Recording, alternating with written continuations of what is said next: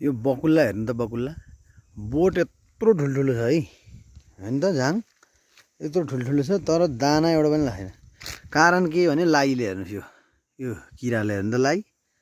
अब यो चाहिँ गाउँमा यहाँ औषधि हाल्ने चलन छैन सबै अर्गानिक खाने भन्ने चलन त्यसले गर्दाखेरि ले हेर्नु यो यहाँ लाई हेर्नु त कति लाख लाई राम राम राम राम राम हेर्नु त लाई हेर्नु त अनि पुरै फलेकै छैन यो लाइले गर्दाखेरि फलेको कोसा पनि हेर्नु लाई कस्तो छ ल हेर्नु लाइले त्यो बकुल्लाको कोसो नै देखिएन बिजोग छ भने कसरी खेती गरेर किसानले के गर्न सक्छ ल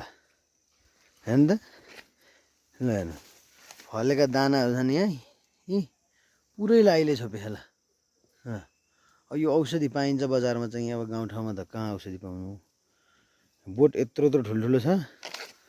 तर फल लागेको छैन ल हेर्नु टुप्पैदेखि ल्याउनु लाई टुप्पोदेखि फेदसम्म लाइले छपक्कै छोपेर उमाउनै देखाइ